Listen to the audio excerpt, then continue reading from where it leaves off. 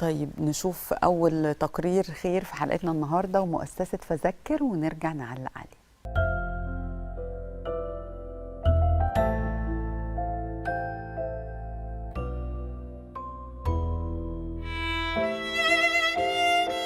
السلام عليكم ورحمة الله وبركاته. جينا لحضراتكم النهارده من آخر الدنيا، جينا من القاهرة لمحافظة بني سويف لمركز الواسطة، تحديدا لقرية قمن العروس. قرية من القرى البعيدة جدا عن القاهرة والبعيدة جدا عن كل أسباب الحياة، قرية محتاجة حاجات كتير جدا، أهلها فعلا محتاجين المساعدات. جينا مع مؤسسة فذكر عشان نقول ونذكر حضراتكم إن في ناس محتاجة المساعدة، نذكر حضراتكم إن في ناس محتاجة إن إحنا نقف جنب منها، نساعدها، نبص ليها. نذكر حضراتكم مع مؤسسة فذكر إن ممكن حنفية مية تكون سبب من أسباب الحياة، زي ما بنقول دايما إن المية هي سر الحياة. جينا النهاردة في قرية قمن العروس مركز الواسطة محافظة بني سويف عشان نفتتح مع حضراتكم مش وصلة مية، لكن نفتتح مع حضراتكم بير من آبار المية اللي بيخدم عشرات الأفراد وعشرات الأسر في قرية قمن العروس مع مؤسسة فذكر.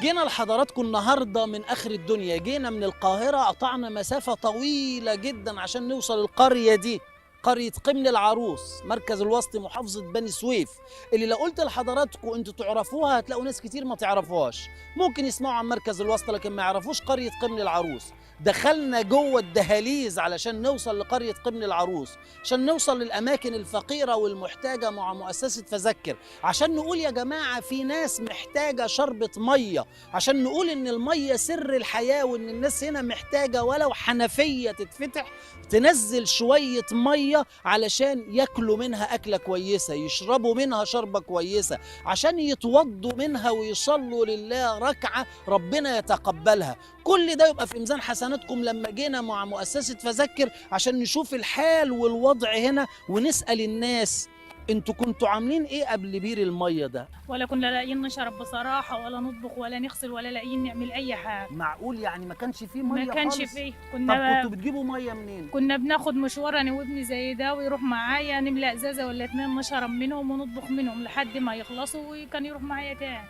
الله يعوض صبر خير اللي عمل الحاجات دي ويجعله في ميزان حسنات. يعني النهارده البير اللي عملته مؤسسة فذكر مع فاعلين الخير اللي موجودين قدامنا والأسماء موجودة قدام حضراتكم أهي، البير ده فرق مع القرية أيوة في الأكل والشرب في الغسيل في الوضوء؟ أيوة في كل حاجة.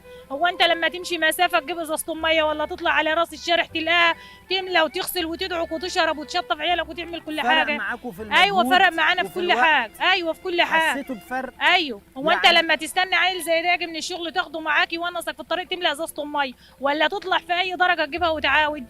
طيب. فرق جام. طب عايز اسمع منك كلمه ام هاشم للناس اهل الخير اللي عملوا هنا في المكان ده البير ده ودعوه كويسه، وتقولوا لهم ايه ان البير ده يعني عاد ليكم الحياه مره تانية. بصراحه الله يجعله في ميزان حسناتهم ويقدرهم على كل حاجه حلوه يعملهم ويبارك لهم في مالهم وفي اولادهم وفي صحتهم، وكفايه لما يسوا عيل يتيم دي ثوابهم عند ربنا كبير.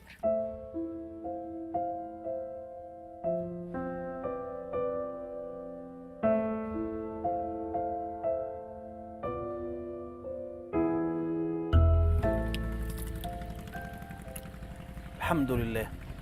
عايز اقول لكم الميه طعمها رائع وطعمها جميل جدا، واللي محلي طعمها كمان انها معموله لله ومعموله في سبيل الله ومعموله لاسعاد الفقراء، وده من باب سرور تدخله على مسلم.